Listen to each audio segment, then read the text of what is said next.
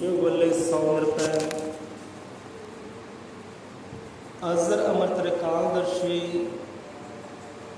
वाल्मीकि दयावान जी की जय। साहिब सतगुरु गुरु ज्ञान नाथ महाराज जी की जय। सर्वसाध संगत जी की जय होवे। सो सतगुਰਾਂ ਦੇ पावन पवित्र वाणी की हजूरी च बैठी साध संगत ਨੂੰ कोटन कोट प्रणाम। सो गुरमुखां ਦੇ मन मंदिर ਵਿੱਚ विराजमान उस अगम्य जोत ਨੂੰ कोटन कोट प्रणाम। सो आओ विचार लेंदे आ रहबरां ਦੀ गुरबाणी तो शब्द ज्ञान तो। बाणी में शब्द आउंदा है कि भिखिया मंग गवार दाता कोलों मंगीए। भिखिया मंग गवार दाता कोलों मंगीए। दाता दात बड़ा दातार। पहला भी आप छोटे शब्दों में विचार की सी। सो समय की नजाकत में वेखदे होया उत्थे ही आप विश्राम लै लए सन। सो उत्थों विश्राम शुरू अज कथा कहानी शुरू करते हैं जिथे विश्राम लिया से। सुचार ने किते सन बोल भिखिया मंगवार दाता कोलों मंगी। दाता दात बड़ा दातार। कि असी मालक नूं छड्ड के अपने पिता नूं छड्ड के माता नूं छड्ड के होरना रब दे जियां कोल मंगण जांदे आ कोई दात कोई पदार्थ। तो उस वेले पदार्थ तो मिल जाता है, चीज़ तो मिल जाती है भैन भरावां तो साख संबंधियों तो। पर जिहड़ा पिता है माता है उसकी शान शान नहीं रह जाती। वो भी अंदरों अदेखे तरह कत्यो नाराज रहिंदा है, प्रसन्न नहीं रहिंदा कि हाँ भी मेरे बच्चे ने मेरे पुत्र ने मेरे धी ने मंग मेरे तो नहीं की, सगों मैनू छड्ड के चाचा ताया कोल दौड़ गया। मैं तो करदा मंग मैं दिंदा। सो भिख्या मंगनी है, भीख मंगनी है, मंग कोई भी रखनी है तो दाते कोल वो दाते कोल मंग रखनी है जिहड़ा सारे जहान नूं दाता दे रहा है। पदार्थ दे रहा है, खाण पहनण सारे दाता दे रहा है। ऋषियां मुनियां गुरुआं पीरां देवी देवतियां जिन्हें दाता दित्तियां ने, गुण दिते ने, दैवी शक्तियां दित्तियां ने, पदार्थ दिते ने, वो दाते कोल मंगना करिए। वो दाते में छड्ड के धियां पुत्रा को मंगदे और शान शान नहीं रह जाती। ये सारे परमात्मा धियां पुत्र ही ने। गुरु होए पीर होए अवतार होए देवते होए उस अकाल पुरख वाहिगुरु दे सारे सारे धियां पुत्र ने, एक परिवार है। तो जिहड़ा सिरजनहार है जो परमात्मा वो तो मंगे क्योंकि जीवन दिता है ये सानू देवते ने किसी ने दिता ना किसी देवी ने दिता। ये जीवन दिता है, शरीर दिता है तो परमात्मा ने दिता है, वो सिरजनहार ने दिता है। जो मंग मंगनी है को भिखिया मंगनी है वो भी उतों मंगी है। आस उत्ते होवे विश्वास उत्ते होवे। तां ही बाणी ने उचारिया कि भिखिया मंग गवार दाता कोलों मंगीए। दाता दात बड़ा दातार। ये सारिया दाता जिहड़ियां सारे पदार्थ उहदे हत्थ विच है। सुख उहदे हत्थ विच है, दुख उहदे हत्थ विच है, जन्म उहदे हत्थ विच है, मौत उहदे हत्थ विच है। फिर पिछे की रह गया? खावण पीण पहनण सारा उही दे रहा है। जे मंग फिर भी बाकी है, कमी फिर भी बाकी है तो वो तो मंगी है जिहड़ा सबनूं देवनहार है। दद्दा दाता एक है सबको देवनहार। सारे उही दाता दिंदा है, उही दिंदा रहेगा। जी बाणी कहती है कि परमात्मा दिंदा नहीं थकदा, अजे तक भी दई जा रहा है। जिवें धरती है अन्न पदार्थ सारे दिंदी है, अजे तक थकी नहीं, वो अक्की नहीं। इदां ही परमात्मा वो दाता दिंदा, पदार्थ दिंदा अपने जीआं नूं, धीआं पुत्रां नूं, थकदा नहीं, अकदा नहीं। ये दुनिया थक जाती है, अक जाती है पदार्थ लैंदी लैंदी।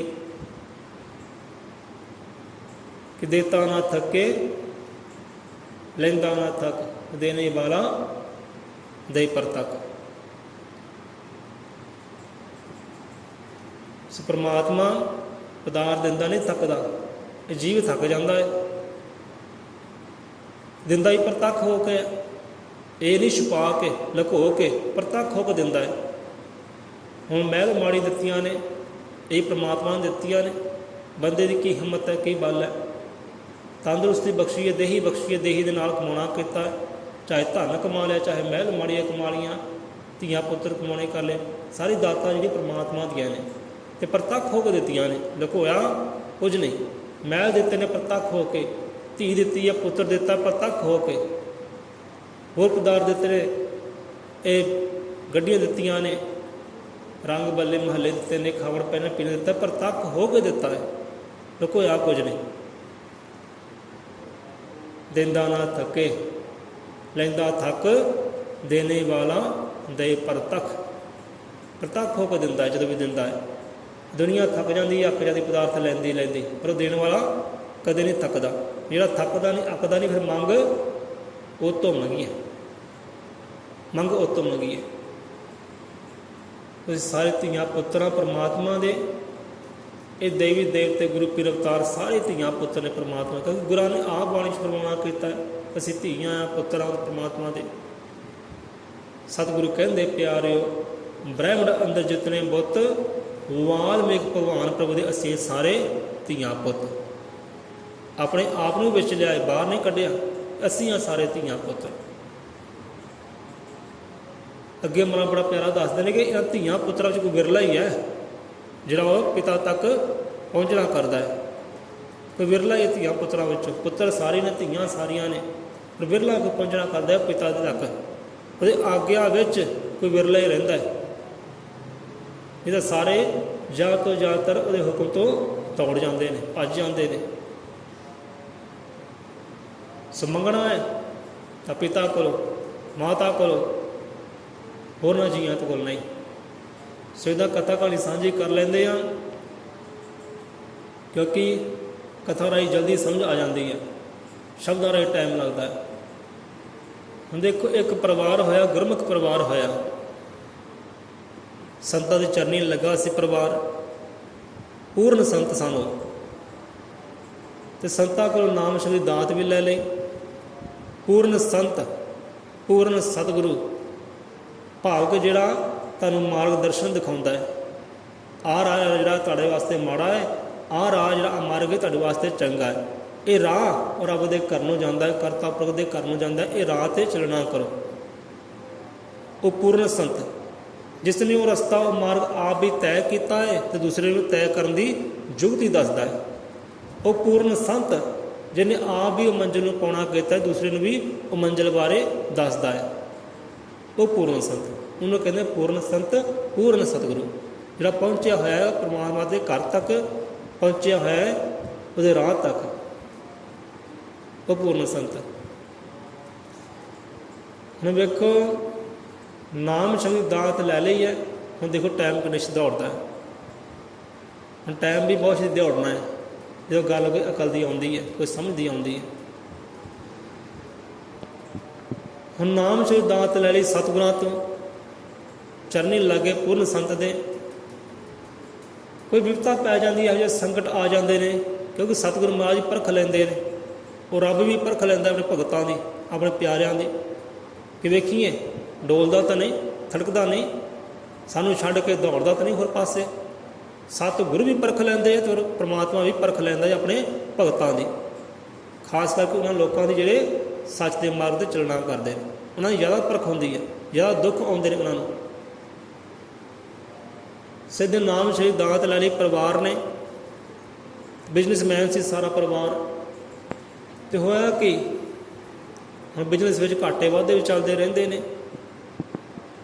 ਘਾਟਾ ਪੈ ਗਿਆ ਬਿਜ਼ਨਸ ਦੇ ਵਿੱਚ, ਬਿਜ਼ਨਸ ਘਾਟਾ ਪੈ ਗਿਆ। ਸਤਿਗੁਰਾਂ ਕੋਲ ਗਏ, ਹਾਂ ਵੀ ਮਹਾਰਾਜ ਘਾਟਾ ਪੈਣਾ ਸ਼ੁਰੂ ਹੋ ਗਿਆ, ਘਰ ਵੀ ਗਿਰਵੀ ਰੱਖ ਹੋ ਗਿਆ, ਹੋਰ ਛੋਟੇ ਮੋਟੇ ਬਿਜ਼ਨਸ ਸੀ ਸਾਰੇ ਹੀ ਛੁੱਟ ਗਏ ਨੇ। ਸੰਕਟ ਦੂਰ ਕਰੋ, ਬਿਪਤਾ ਦੂਰ ਕਰੋ। ਦਾਸ ਬੇਨਤੀ ਕੀਤੀ ਜਾ ਕੇ ਸਤਿਗੁਰਾਂ ਦੇ ਚਰਨਾਂ ਵਿੱਚ ਪਹਿਲਾਂ।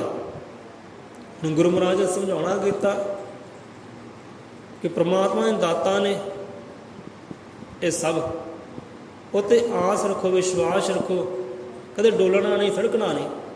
ਉੱਤੇ ਪੂਰਨ ਸ਼ਰਧਾ ਰੱਖੋ, ਵਿਸ਼ਵਾਸ ਰੱਖੇ, ਉਹ ਆਪਣੇ ਬੱਚਿਆਂ ਨੂੰ ਦੁਖੀ ਪਰੇਸ਼ਾਨ ਨਹੀਂ ਕਰਦਾ। ਜੇ ਦੁੱਖ ਦਿੱਤਾ ਤਾਂ ਸੁੱਖ ਵੀ ਦੇਵੇਗਾ।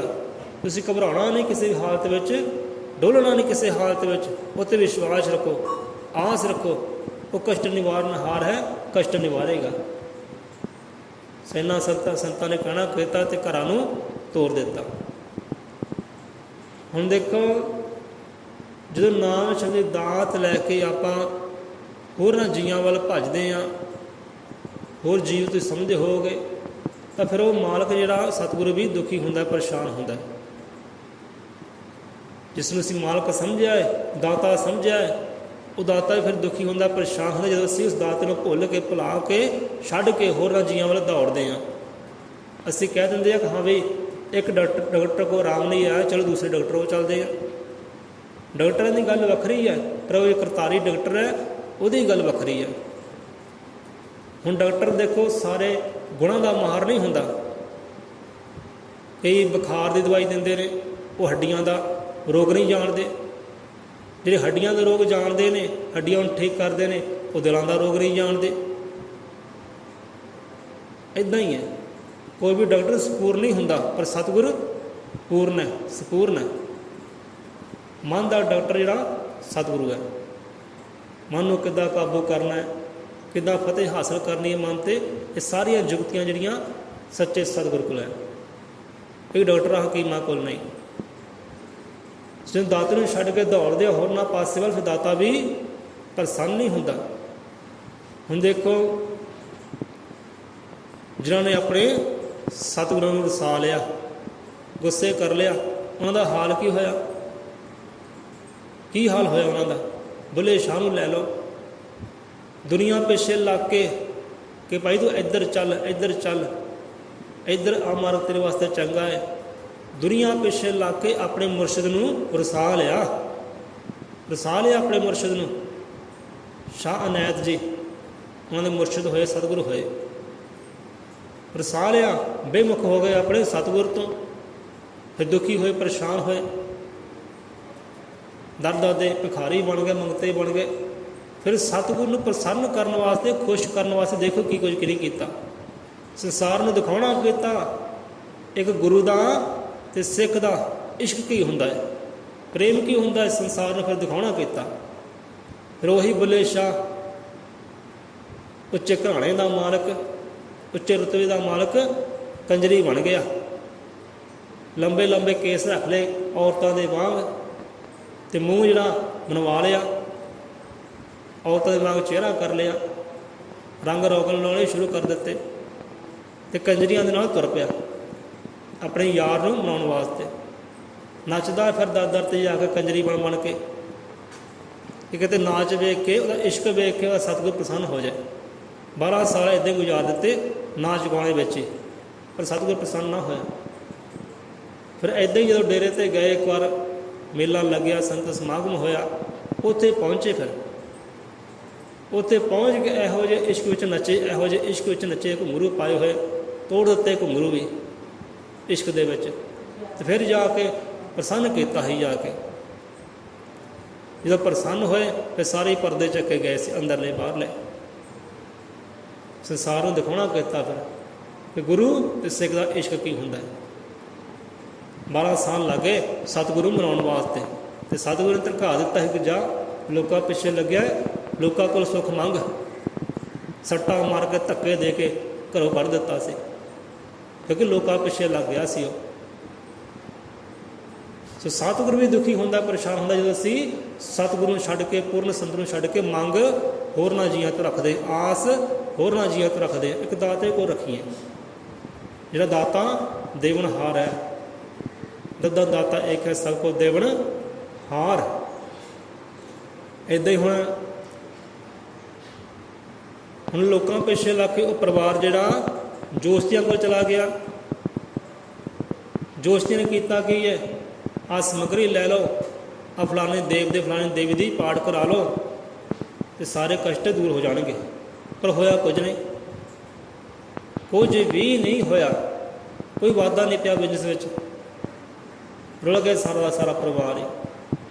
ਫਿਰ ਕੀਤਾ ਕੀ, ਫਿਰ ਅੰਤ ਵਿੱਚ ਫਿਰ ਸਤਿਗੁਰੂ ਕੋਲ ਗਏ ਨੇ, ਫਿਰ ਸਤਿਗੁਰੂ ਕੋਲ ਗਏ ਨੇ ਅੰਤ ਵਿੱਚ। ਉਸ ਵੇਲੇ ਸਤਿਗੁਰੂ ਮਹਾਰਾਜ, ਸਰਦੀਆਂ ਦੇ ਦਿਨ ਸਨ, ਵੈਸੇ ਤਾਂ ਸੰਤ ਮਹਾਂਪੁਰਖ ਕਰਦੇ ਸੀ, ਉਹ ਕਮਰਾ ਅੰਦਰ ਬੈਠ ਜਾਂਦੇ, ਸਮਾਧੀ ਲਾ ਲੈਂਦੇ, ਅਤੇ ਕਈ ਦਿਨ ਕਹਿ ਮਹੀਨੇ ਬਾਹਰ ਨਹੀਂ ਸੀ ਆਉਂਦੇ। ਸੇਵਾਦਾਰ ਖਾਣਾ ਰੱਖ ਜਾਂਦੇ, ਖਾਣਾ ਵੀ ਪਿਆ ਰਹਿੰਦਾ, ਭਜਨ ਬੰਦਗੀ ਵਿੱਚ ਲੀਨ ਰਹਿੰਦੇ ਹਰ ਵੇਲੇ। ਉਹ ਤਾਂ ਸਮਾਂ ਸੁਲੱਖਣਾ ਸੀ, ਚਲੋ ਸਰਦੀਆਂ ਦੇ ਦਿਨ ਸੀ, ਸਮਾਧੀ ਤੋਂ ਉੱਠੇ ਤੇ ਬਾਹਰ ਧੁੱਪ ਸੇਕਣ ਲੱਗ ਪਏ, ਅਤੇ ਸੇਵਕ ਲੋਕ ਮਾਲਿਸ਼ ਕੀਤੀ, ਕਿਉਂਕਿ ਕਈ ਦਿਨ ਕਈ ਮਹੀਨੇ ਚੌਗੜੇ ਮਾਰ ਕੇ ਬੈਠਣਾ ਸੌਖਾ ਸੋਰੀ ਹੈ, ਹੱਡ ਜੁੜ ਜਾਂਦੇ ਨੇ। ਸੋ ਸਿੱਖ ਮਾਲਿਸ਼ ਕਰ ਰਹੇ ਨੇ, ਇੰਨੇ ਨੂੰ ਪਰਿਵਾਰ ਵੀ ਆ ਗਿਆ, ਸਾਰਿਆਂ ਨੇ ਦੇਖਿਆ ਕਿ ਸਤਿਗੁਰੂ ਦੀ ਮਾਲਿਸ਼ ਕਰਨੇ, ਚਲੋ ਅਸੀਂ ਸੇਵਾ ਲਈਏ। ਹੁਣ ਬੀਬੀਆਂ ਮਰਦ ਸਤਿਗੁਰੂ ਦੇ ਅੰਗ ਪੈਰ ਦੀ ਸੇਵਾ ਕਰਨ ਲੱਗ ਪਏ, ਤੇਲ ਮਾਲਿਸ਼ ਕਰਨ ਲੱਗ ਪਏ, ਅਤੇ ਬਾਕੀ ਦਾ ਪਰਿਵਾਰ ਡੇਰੇ ਦੀ ਸਾਫ ਸਫਾਈ ਕਰਨ ਲੱਗ ਪਿਆ ਬੜੀ ਸ਼ਰਧਾ ਨਾਲ, ਪ੍ਰੇਮ ਦੇ ਨਾਲ। ਹੁਣ ਸਤਿਗੁਰੂ ਜਿਹੜੇ ਜਾਣ ਸੀ, ਸਭ ਕੁਝ ਜਾਣਦੇ ਸੀ। ਹੁੰਦਾ ਕਈ ਵਾਰ ਇੱਦਾਂ ਅਸੀਂ ਸਤਿਗੁਰਾਂ ਨਾਲ ਧੋਖੇ ਕਰਦੇ ਹਾਂ, ਪ੍ਰੇਮ ਕਰਦੇ ਹਾਂ, ਹੁੰਦੇ ਕਿਤੇ ਆ, ਦੱਸਦੇ ਕਿਤੇ ਆ। ਲੈ ਵੀ ਸਤਿਗੁਰੂ ਨੂੰ ਕਿਹੜਾ ਪਤਾ ਹੈ, ਪਰ ਗੁਰੂ ਮਹਾਰਾਜ ਪਹੁੰਚੇ ਹੁੰਦੇ ਨੇ, ਜਿਨ੍ਹਾਂ ਨੇ ਉਹ ਮੰਜ਼ਿਲ ਤੈਅ ਕੀਤੀ ਹੁੰਦੀ ਹੈ, ਰਸਤਾ ਤੈਅ ਕੀਤਾ ਹੁੰਦਾ ਹੈ, ਪਹੁੰਚੇ ਹੁੰਦੇ ਨੇ। ਬੰਦਗੀ ਵਾਲੇ ਜਿਹੜੇ ਪੁਰਖ ਹੁੰਦੇ ਨੇ, ਉਹ ਸਭ ਕੁਝ ਜਾਣ ਹੁੰਦੇ ਨੇ ਕਿ ਸਾਡਾ ਸਿੱਖ ਕਿੱਥੇ ਅਤੇ ਕੀ ਕਰ ਰਿਹਾ, ਸਾਰਾ ਜਾਣਦੇ ਆ। ਪਰ ਪੂਰਨ ਸੰਤ ਮੂੰਹੋਂ ਕੁਝ ਨਹੀਂ ਬੋਲਦੇ। ਇਹ ਨਹੀਂ ਕਹਿੰਦੇ ਤੁਸੀਂ ਫਲਾਣੇ ਦਰ 'ਤੇ ਨਾ ਜਾਓ, ਫਲਾਣੇ ਨੂੰ ਪੂਜਣਾ ਨਾ ਕਰੋ, ਆਹ ਨਾ ਕਰੋ, ਉਹ ਨਾ ਕਰੋ। ਸੰਤ ਤਾਂ ਇਹ ਕਹਿੰਦੇ ਨੇ ਭਾਈ ਜਿੱਥੇ ਲੱਗੇ ਹੋ ਲੱਗੇ ਰਹੋ, ਜਿੱਥੇ ਜੁੜੇ ਹੋ ਜੁੜੇ ਰਹੋ। ਉਹ ਦਾਦਾ ਦੇ ਭਟਕਾਉਂਦੇ ਨਹੀਂ ਹੈ, ਜਿੱਦਾਂ ਜੀਵ ਕਰਦਾ ਕਹਿੰਦੇ ਲੈ ਵੀ ਠੀਕ ਹੈ ਭਾਈ, ਜਿੱਥੇ ਤੂੰ ਖੁਸ਼ ਹੈ ਉੱਥੇ ਖੁਸ਼ ਰਹਿ। ਉਹਨਾਂ ਕੋਲ ਇਹੀ ਗੱਲ ਹੁੰਦੀ ਹੈ।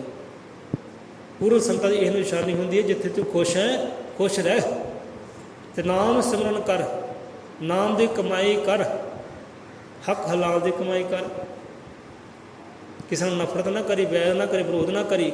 ਇਹ ਸਿੱਖਿਆ ਦਿੰਦੇ ਨੇ। ਜਿੱਥੇ ਲੱਗਾ ਭਾਈ ਲੱਗਾ ਹੀ ਰਹਿ, ਜੁੜਿਆ ਰਹਿ। ਜਾਣਦੇ ਸਭ ਕੁਝ ਨੇ ਉਹ, ਇਹ ਨਹੀਂ ਕਿ ਜਾਣਦੇ ਨਹੀਂ ਸਭ ਕੁਝ, ਸਭ ਕੁਝ ਜਾਣਦੇ ਨੇ। ਫਿਰ ਜਦੋਂ ਦੇਖਿਆ ਮਾਲਿਸ਼ ਕਰਦਾ ਪਰਿਵਾਰ, ਸ਼ਰਧਾ ਦੇ ਨਾਲ ਝਾੜੂ ਸਫਾਈ ਕਰਦਾ ਡੇਰੇ ਦੀ, ਅਤੇ ਦੇਖਣਾ ਕੀ ਕੀਤਾ ਕਿ ਸਤਿਗੁਰ ਦੇ ਸਰੀਰ ਉੱਪਰ ਛਾਲੇ ਪਏ ਹੋਏ ਨੇ, ਛਾਲੇ ਪਏ ਹੋਏ ਨੇ। ਕਹਿਣ ਲੱਗੇ ਮਹਾਰਾਜ ਛਾਲੇ ਪਏ ਹੋਏ ਨੇ। ਸਤਿਗੁਰੂ ਮਹਾਰਾਜ ਕੀ ਦੱਸਣ, ਉਹ ਆਪਣਾ ਦੁੱਖੜਾ ਕਿਸੇ ਨਾਲ ਸਾਂਝਾ ਨਹੀਂ ਕਰਦੇ, ਅੰਦਰੋਂ ਅੰਦਰ ਦੱਬ ਲੈਂਦੇ ਨੇ। ਕਹਿਣ ਲੱਗੇ ਸਤਿਗੁਰੂ ਮਹਾਰਾਜ ਬੈਠਣ ਦੇ ਨਾਲ ਹੋਏ ਨੇ ਭਗਤੋ, ਮਹੀਨਾ ਬੈਠੇ ਰਹਿੰਦੇ ਆ, ਉਹਦੇ ਨਾਲ ਛਾਲੇ ਪੈ ਗਏ ਨੇ। ਪਰ ਗੱਲਬਾਤ ਤਾਂ ਹੋਰ ਸੀ ਨਾ, ਦਰ ਦੇ ਮੰਗਤੇ ਉਹ ਬੜੇ ਸੀ, ਅਤੇ ਦੁੱਖ ਜਿਹੜਾ ਉਹ ਸਤਿਗੁਰੂ ਝੱਲ ਰਹੇ ਸੀ। ਉਹ ਕੀ ਦੱਸਣ ਕਿੱਦਾਂ ਛਾਲੇ ਪਏ ਆ। ਫਿਰ ਇੱਦਾਂ ਹੋਇਆ ਕਰੋ, ਉਹਨੇ ਸਮਝਾਉਣਾ ਕੀਤਾ। ਹੁਣ ਭੇਲ ਦੇਖੋ, ਸਮਝਾਉਣ ਦੀ ਗੱਲਬਾਤ ਤਰੀਕਾ।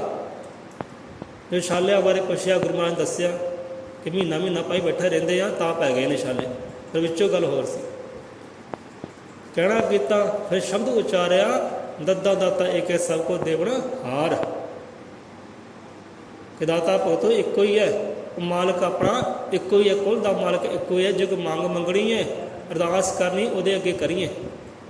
ਐਵੇਂ ਦਰ ਦੇ ਮੰਗਤੇ ਨਾ ਬਣੀਏ, ਭਿਖਾਰੀ ਨਾ ਬਣੀਏ। ਆਪਣੇ ਗੁਰੂ 'ਤੇ ਆਸ ਰੱਖੀਏ, ਮੁਰਾਦ ਰੱਖੀਏ।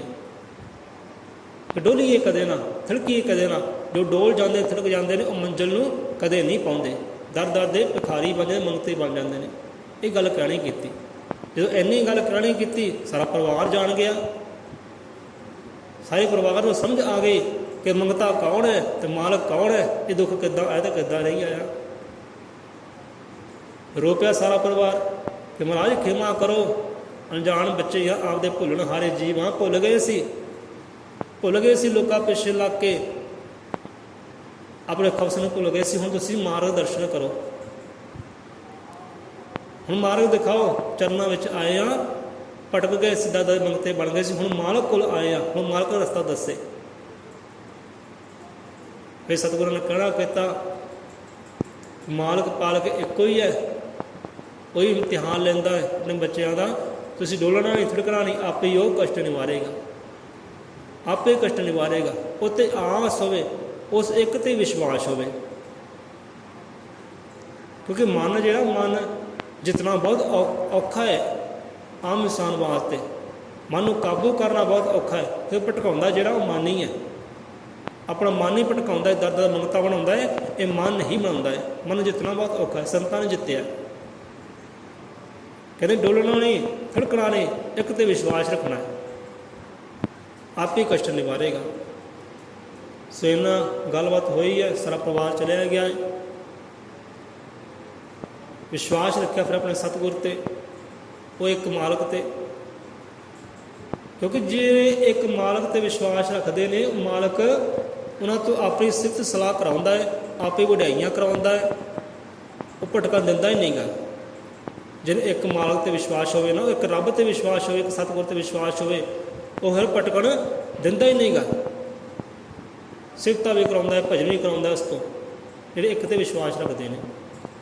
ਫਿਰ ਦਿਨ ਬਦਲੇ, ਇੱਕ ਦਿਨ ਗਿਆ, ਦੂਜੇ ਦਿਨ ਗਿਆ, ਥੋੜ੍ਹਾ ਥੋੜ੍ਹਾ ਵਾਧਾ ਹੋਣ ਲੱਗਾ ਬਿਜ਼ਨਸ ਵਿੱਚ, ਥੋੜ੍ਹਾ ਥੋੜ੍ਹਾ ਵਾਧਾ ਹੁੰਦਾ ਹੁੰਦਾ ਹੈ, ਉਹ ਪਹਿਲੇ ਵਾਲੇ ਸਥਾਨ 'ਤੇ ਆ ਗਏ, ਬਿਜ਼ਨਸਮੈਨ ਬਣ ਗਏ, ਵਾਧੇ ਹੀ ਵਾਧੇ ਪੈ ਗਏ ਚੌਂ ਪਾਸੇ। ਫਿਰ ਖੁਸ਼ੀਆਂ ਦੇ ਨਾਲ ਨਗਾਰੇ ਲੈ ਕੇ, ਢੋਲ ਲੈ ਕੇ ਸਤਿਗੁਰ ਦੇ ਦਰ 'ਤੇ ਆਏ, ਫਿਰ ਤਾਰ ਲਿਆ ਸਤਿਗੁਰਾਂ ਨੇ, ਰਹਿਬਰਾਂ ਨੇ। ਜਿਹੜੀ ਕਰਨੀ ਹੋਰ ਜੀਵ ਨਹੀਂ ਕਰ ਸਕੇ, ਸਮੱਗਰੀਆਂ ਦੇ ਦਿੱਤੀਆਂ, ਕੋਈ ਆਹ ਸਮੱਗਰੀ ਲੈ ਲਓ, ਇੱਦਾਂ ਕਰ ਲਓ, ਉੱਦਾਂ ਕਰ ਲਓ, ਅਤੇ ਸਤਿਗੁਰ ਨੇ ਤਾਰਿਆ। ਸੋ ਜੀ ਫਰੀਦ ਸਾਹਿਬ, ਫਰੀਦਾਂ ਬਾਹਰੀ ਪਰਾਏ ਨਾ, ਬੈਸਣਾ ਸਾਈਂ ਮੁਝੇ ਨਾ ਦੇ, ਜੇ ਤੂੰ ਇਵੇਂ ਰੱਖ ਸੀ ਤਾਂ ਜੀਓ ਸਰੀਰਕ ਲੈ। ਕਿ ਪਰਾਏ ਦੇ ਦਰਵਾਜ਼ੇ 'ਤੇ ਬਿਠਾਉਣਾ ਨਾ ਕਰੀ, ਆਪਣੇ ਦਰ 'ਤੇ ਰੱਖੀ। ਮੰਗਤਾ ਬਣਾਉਣਾ ਆਪਣੇ ਦਰ ਦਾ ਬਣਾਈ, ਭਿਖਾਰੀ ਬਣਾਉਣਾ ਆਪਣੇ ਦਰ ਦਾ ਬਣਾਈ। ਫਰੀਦਾਂ ਬਾਹਰ ਪਰਾਈਏ, ਬੈਸਣਾ ਸਾਈਂ ਮੁਝੇ ਨਾ ਦੇ, ਜੇ ਤੂੰ ਇਵੇਂ ਰੱਖ ਸੀ ਤਾਂ ਜੀਓ ਸਰੀਰੇ ਲੈ। ਜੇ ਹੋਰ ਦਰਵਾਜ਼ੇ ਵੱਲ ਮੈਂ ਜਾਂਦਾ ਆ ਤੇਰੇ ਦਰ ਨੂੰ ਛੱਡ ਕੇ, ਤਾਂ ਜਿੰਦ ਲੈ ਲਈ, ਜਾਨ ਲੈ ਲਈ, ਸਰੀਰ ਲੈ ਲਈ, ਖਤਮ ਕਰ ਦੇ। ਸੋ ਕਦੇ ਵੀ ਇੱਦਾਂ ਨਾ ਹੋਵੇ ਕਿ ਸਾਡੀ ਗਲਤੀ ਦੇ ਕਾਰਨ, ਸਾਡੀ ਭਟਕਣਬਾਜ਼ੀ ਦੇ ਕਾਰਨ ਸਾਡਾ ਸਤਿਗੁਰੂ ਰੁੱਸ ਜਾਵੇ, ਉਹ ਗੁਰੂ ਮੁਰਸ਼ਿਦ ਰੁੱਸ ਜਾਵੇ, ਜਿਹਨੇ ਪ੍ਰਮਾਤਮਾ ਦੇ ਨਾਲ ਮੇਲ ਮਿਲਾਪ ਕਰਾਉਣੇ ਨੇ, ਉਹ ਰੱਬ ਦੇ ਘਰ ਦਾ ਰਾਹ ਜਿਹਨੇ ਦਿਖਾਉਣਾ ਹੈ, ਕਿਤੇ ਉਹ ਨਾ ਰੁੱਸ ਜਾਏ। ਐਸੀ ਨਾ ਕਰਨੀ ਹੋ ਜਾਏ, ਲੋਕਾਂ ਪਿੱਛੇ ਲੱਗ ਕੇ, ਦੁਨੀਆ ਪਿੱਛੇ ਲੱਗ ਕੇ, ਮਨ ਦੇ ਪਿੱਛੇ ਲੱਗ ਕੇ, ਕਿਉਂਕਿ ਮਨ ਭਟਕਾਊ ਹੈ, ਭਟਕਾਉਂਦਾ ਹੈ ਜੀਵਨ ਸੱਚ ਦੇ ਮਾਰਗ ਤੋਂ। ਅਤੇ ਸਤਿਗੁਰ ਮਨ ਨੂੰ ਟਿਕਾਉਂਦਾ ਹੈ। ਮਨ ਹੈ ਘੋੜਾ ਅਤਰਾ ਦੌੜੇ ਸੁਬਹ ਤੇ ਸ਼ਾਮ, ਪਰ ਸ਼ਬਦ ਗੁਰੂ ਦਾ ਇਸ ਦੀ ਖਿੱਚ ਰੱਖੇ ਸਦਾ ਲਗਾਮ। ਗੁਰੂ ਦਾ ਸ਼ਬਦ, ਗੁਰੂ ਦਾ ਨਾਮ, ਗੁਰੂ ਦੀ ਬਖਸ਼ੀ ਹੋਈ ਜੁਗਤੀ ਮਨ ਨੂੰ ਕਾਬੂ 'ਚ ਰੱਖਦੀ ਹੈ। ਨਹੀਂ ਤਾਂ ਸ਼ਬਦ ਗੁਰੂ ਤੋਂ ਬਿਨਾਂ ਮਨ ਜਿੱਤਿਆ ਨਹੀਂ ਜਾ ਸਕਦਾ। ਸੋ ਮਨ ਜਿੱਤਾਂਗੇ ਤਾਂ ਮੰਜ਼ਿਲ ਨੂੰ ਪਾ ਲਾਂਗੇ, ਉਹ ਮਾਰਗ ਨੂੰ ਪਾ ਲਾਂਗੇ ਜਿਹੜਾ ਮਾਰਗ ਗੁਰੂ ਦਿਖਾਉਂਦਾ ਹੈ, ਸਤਿਗੁਰੂ ਦਿਖਾਉਂਦਾ ਹੈ। ਕਿ ਜੇ ਨੇ ਭਟਕਦੇ ਦਰ ਦਰ 'ਤੇ, ਫਿਰ ਤਾਂ ਭਾਈ ਔਖਾ ਹੈ। ਉੱਥੇ ਫਿਰ ਸਤਿਗੁਰ ਵੀ ਕੁਝ ਨਹੀਂ ਕਰ ਸਕਦਾ, ਸਤਿਗੁਰ ਕੁਝ ਨਹੀਂ ਕਰ ਸਕਦਾ ਜੇ ਦਰ ਦਰ ਦੇ ਮੰਗਤੇ ਬਣਦੇ ਆ ਤਾਂ। ਸੋ ਐਸੀ ਕਰਨੀ ਨਾ ਹੋਵੇ ਕਿ ਸਾਡਾ ਸਤਿਗੁਰ ਰੁੱਸ ਜਾਏ। ਮੇਰਾ ਰੁੱਸੇ ਨਾ ਕਲਗੀਆਂ ਵਾਲਾ, ਜੱਗ ਭਾਵੇਂ ਸਾਰਾ ਰੁੱਸ ਜਾਏ। ਜੱਗ ਰੁੱਸਦਾ ਹੀ ਰੁੱਸ ਜਾਏ, ਉਹ ਰੱਬ ਰੁੱਸਦਾ ਹੈ ਰੁੱਸ ਜਾਏ, ਪਰ ਸਤਿਗੁਰ ਨਾ ਰੁੱਸੇ। ਜਿਹੜੇ ਮੇਲ ਮਿਲਾਪ ਉਹ ਮਾਲਕ ਦੇ ਨਾਲ ਕਰਾਉਣੇ ਨੇ। ਦੁਆ ਮੰਗਿਆ ਕਰੋ ਸੰਗਿਓ, ਕਿਤੇ ਮੁਰਸ਼ਦ ਨਾ ਰੁੱਸ ਜਾਵੇ। ਦੁਆ ਮੰਗਿਆ ਕਰੋ ਸੰਗਿਓ, ਕਿਤੇ ਮੁਰਸ਼ਦ ਨਾ ਰੁੱਸ ਜਾਵੇ। ਜਿਨ੍ਹਾਂ ਦੇ ਸਤਿਗੁਰ ਰੁੱਸ ਜਾਂਦੇ, ਜਿਨ੍ਹਾਂ ਦੇ ਮੁਰਸ਼ਦ ਰੁੱਸ ਜਾਂਦੇ, ਉਹ ਜਿਉਂਦੇ ਜੀ ਮਰੇ ਰਹਿੰਦੇ। ਮੈਂ ਲਜਪਾਲਾਂ ਦੇ ਲੜ ਲੱਗੀਆਂ ਮੇਰੇ ਤੋਂ ਗਮ ਪਰੇ ਰਹਿੰਦੇ। ਮੈਂ ਲਜਪਾਲਾਂ ਦੇ ਲੜ ਲੱਗੀਆਂ, ਮੇਰੇ ਤੋਂ ਗਮ ਪਰੇ ਰਹਿੰਦੇ। ਮੇਰੀ ਆਸਾਂ ਉਮੀਦਾਂ ਦੇ, ਮੇਰੀ ਆਸਾਂ ਉਮੀਦਾਂ ਦੇ ਸਦਾ ਬੂਟੇ ਹਰੇ ਰਹਿੰਦੇ। ਮੈਂ ਲਜਪਾਲਾਂ ਦੇ ਲੜ ਲੱਗੀਆਂ, ਮੇਰੇ ਤੋਂ ਗਮ ਪਰੇ ਰਹਿੰਦੇ। ਜੇ ਭਾਈ ਇੱਕ ਦੇ ਲੜ ਲੱਗ ਕੇ ਰਹਿੰਦੇ ਆ, ਉਹ ਲਜਪਾਲ ਪੈਜ ਰੱਖਣ ਵਾਲਾ, ਲਜਪਤ ਰੱਖਣ ਵਾਲਾ ਭਗਤਾਂ ਦੀ ਪੈਜ ਰੱਖਦਾ ਹੈ, ਲਜਪਤ ਰੱਖਦਾ ਹੈ। ਕਿਹਦੀ ਕਿਹਦੀ ਨਹੀਂ ਰੱਖੀ ਭਾਈ, ਕਿਹਦੀ ਕਿਹਦੀ ਨਹੀਂ ਰੱਖੀ ਲਾਜ ਉਹਨੇ, ਕਿਉਂਕਿ ਜਿਹਨਾਂ ਨੂੰ ਵਿਸ਼ਵਾਸ ਸੀ ਇੱਕ ਦੇ ਲੜ ਲੱਗੇ ਸੀ, ਉਹਨਾਂ ਦੀ ਪੈਜ ਰੱਖੀ ਹੈ। ਸਤਿਗੁਰੂ ਰਵਿਦਾਸ ਨੂੰ ਲੈ ਲਓ, ਕਿੱਥੇ ਨਹੀਂ ਤਾਰਿਆ, ਕਿੱਥੇ ਨਹੀਂ ਪੈਜ ਰੱਖੀ, ਕਿੱਥੇ ਨਹੀਂ ਲਾਜ ਰੱਖੀ। ਕਬੀਰ ਦਾਸ ਨੂੰ ਲੈ ਲਓ, ਕਿੱਥੇ ਨਹੀਂ ਪੈਜ ਰੱਖੀ, ਕਿੱਥੇ ਨਹੀਂ ਪੈਜ ਰੱਖੀ। ਕਿਤੇ ਆਮ ਇਨਸਾਨ ਬਣ ਕੇ ਛੱਪੜੀ ਬਣਾਉਣ ਵਾਸਤੇ ਆ ਗਿਆ, ਕੁੱਲੀ ਬਣਾਉਣ ਵਾਸਤੇ ਆ ਗਿਆ, ਕਿਤੇ ਚਿੱਤਰਬੁੱਝ ਬਣ ਕੇ ਰੱਖਿਆ ਕਰਨ ਵਾਸਤੇ ਆ ਗਿਆ ਆਪਣੇ ਜੀਵ ਦੀ, ਕਿਤੇ ਅੱਗ ਦੇ ਭਾਂਬੜ ਵਿੱਚੋਂ ਨਰਸਿੰਘ ਆਣ ਕੇ ਬਚਾਇਆ, ਕਿਤੇ ਗਵਾਲਾ ਬਣ ਕੇ ਖੁਦ ਡੰਗਰ ਚਾਰੇ। ਕਿੱਥੇ ਕਿੱਥੇ ਦੀ ਭਗਤਾਂ ਦੀ ਪੈਜ ਰੱਖੀ, ਕਿੱਥੇ ਕਿੱਥੇ ਦੀ ਲਾਜ ਰੱਖੀ, ਜਿਹੜੇ ਇੱਕ ਨਾਲ ਜੁੜੇ ਸੀ। ਸੋ ਸਤਿਗੁਰੂ ਭਾਈ ਸੂਰਜ ਹੈ, ਸਤਿਗੁਰੂ ਸੂਰਜ ਹੈ। ਹੁਣ ਦੇਖੋ ਸੂਰਜ ਤਾਪ ਦਿੰਦਾ ਹੈ, ਰੋਸ਼ਨੀ ਦਿੰਦਾ ਹੈ। ਇਹ ਸੂਰਜ ਨਾ ਹੋਵੇ ਤਾਂ ਤੁਸੀਂ ਕਲਪਨਾ ਕਰੋ ਕਿ ਕਿੱਦਾਂ ਦਾ ਹਾਲ ਹੋਵੇ ਸਾਰੇ ਸੰਸਾਰ ਦਾ। 2 ਦਿਨ ਸੂਰਜ ਨਾ ਚੜ੍ਹੇ ਨਾ, ਬਿਲਕੁਲ ਉੱਠੇਗੀ ਸਾਰੀ ਦੁਨੀਆ। ਇਹ ਸਤਿਗੁਰੂ ਸੂਰਜ ਦੀ ਤਰ੍ਹਾਂ ਹੀ ਹੈ, ਤਾਪ ਤਾਂ ਦਿੰਦਾ ਹੈ, ਸੇਕ ਤਾਂ ਦਿੰਦਾ ਹੈ, ਪਰ ਹਨੇਰੇ ਨੂੰ ਵੀ ਦੂਰ ਕਰਦਾ ਹੈ। ਸਤਿਗੁਰੂ ਵੀ ਆਪਣਾ ਮੁਰਸ਼ਿਦ ਵੀ ਸੂਰਜ ਦੀ ਤਰ੍ਹਾਂ ਹੈ। ਆਪਾਂ ਪਹਿਲਾਂ ਵੀ ਅਰਥ ਭਾਵ ਕਰ ਚੁੱਕੇ ਹਾਂ। ਗੁਰੂ ਨੂੰ ਸਮਝੋ, ਗੁਰੂ ਦੇ ਅਰਥ ਭਾਵ ਨੂੰ ਸਮਝੋ। ਕੱਗੀ ਔਂਕੜ ਗੂ ਭਾਵ ਕੇ ਹਨੇਰਾ ਅੰਧਕਾਰ ਰਾਲੇ ਦਿਲਾਈਆਂ, ਰੂਹ ਭਾਵ ਕੇ ਰੋਸ਼ਨੀ ਪ੍ਰਕਾਸ਼ ਤਾਪ। ਅਰਥ ਭਾਵ ਕੇ ਸਤਿਗੁਰ ਉਹ ਹੈ ਜਿਹੜਾ ਅੰਧਕਾਰ ਦੇ ਹਨੇਰੇ ਵਿੱਚੋਂ, ਅਗਿਆਨਤਾ ਹਨੇਰੇ ਵਿੱਚ ਗਿਆਨ ਦੇ ਪ੍ਰਕਾਸ਼ ਵੱਲ ਲੈ ਕੇ ਆਉਂਦਾ ਆਪਣੇ ਜੀਵ ਨੂੰ, ਉਹਨੂੰ ਕਹਿੰਦੇ ਆ ਸਤਿਗੁਰੂ। ਸਤਿਗੁਰੂ ਸੂਰਜ ਦੀ ਤਰ੍ਹਾਂ ਹੈ। ਸੂਰਜ ਚੜ੍ਹਦਾ ਹੈ, ਰੋਸ਼ਨ ਹੁੰਦਾ ਹੈ, ਸੂਰਜ ਨਾ ਚੜ੍ਹੇ ਅੰਧਕਾਰ ਹਨੇਰਾ ਹੈ। ਇੱਦਾਂ ਹੀ ਜੇਕਰ ਗੁਰੂ ਜੀਵਨ ਦੇ ਵਿੱਚ ਹੈ, ਸਤਿਗੁਰੂ ਜੀਵਨ ਦੇ ਵਿੱਚ ਹੈ, ਤਾਂ ਰੋਸ਼ਨੀਆਂ ਰੋਸ਼ਨੀਆਂ, ਪ੍ਰਕਾਸ਼ ਹੀ ਪ੍ਰਕਾਸ਼ ਹੈ। ਹਨੇਰਾ ਕੋਈ ਨਹੀਂ ਮਾਰਗ ਅੰਦਰ। ਜੇ ਸਤਿਗੁਰ ਨਹੀਂ ਤਾਂ ਜੀਵਨ ਹਨੇਰਾ ਹੈ, ਅੰਧਕਾਰ ਹੈ ਜੀਵਨ। ਸਮੰਗਣਾ ਹੈ ਆਪਣੇ ਦਾਤੇ ਕੋਲੋਂ, ਇੱਕ ਮਾਲਕ ਕੋਲੋਂ, ਇੱਕ ਸਤਿਗੁਰੂ ਕੋਲੋਂ। ਭਿੱਖਿਆ ਮੰਗਵਾਰ ਦਾਤਾ ਕੋਲੋਂ ਮੰਗੀ, ਦਾਤਾ ਦਾਤ ਬੜਾ ਦਾਤਾਰ। ਜੋ ਬੋਲੇ ਸੋ ਨਿਰਭੈ, ਅਜ਼ਰ ਅਮਰ ਤ੍ਰਿਕਾਲ ਦਰਸ਼ੀ ਵਾਲਮੀਕ ਦਇਆਵਾਨ ਜੀ ਕੀ ਜੈ। ਸਾਹਿਬ ਸਤਿਗੁਰੂ ਗੁਰੂ ਗਿਆਨਨਾਥ ਮਹਾਰਾਜ ਜੀ ਕੀ ਜੈ। ਸਬਦ ਸਾਧ ਸੰਗਤ ਜੀ ਕੀ ਜੈ ਹੋਵੇ। ਸੋ ਆਓ ਜੁੜਦੇ ਹਾਂ ਸ਼ਬਦ ਸਲੋਕ ਦੇ ਨਾਲ। ਸੋ ਮਹਾਰਾਜ ਸਾਰਿਆਂ ਦੀ ਹਾਜ਼ਰੀਆਂ ਦਰ ਪ੍ਰਵਾਨ ਕਰੇ, ਮੱਤ ਬਖਸ਼ੇ ਸਭ ਜੀਵਾਂ ਨੂੰ ਸਮੱਤ ਬਖਸ਼ੀ ਕਰੇ। ਡੋਲੀਏ ਕਦੇ ਨਾ, ਥੜਕੀਏ ਕਦੇ ਨਾ, ਗੁਰਾਂ ਦੇ ਚਰਨਾਂ ਦੇ ਨਾਲ ਜੁੜੇ ਰਹੀਏ, ਚਾਹੇ ਸੁੱਖ ਵਿੱਚ ਹੈ ਚਾਹੇ ਦੁੱਖ ਵਿੱਚ ਹੈ।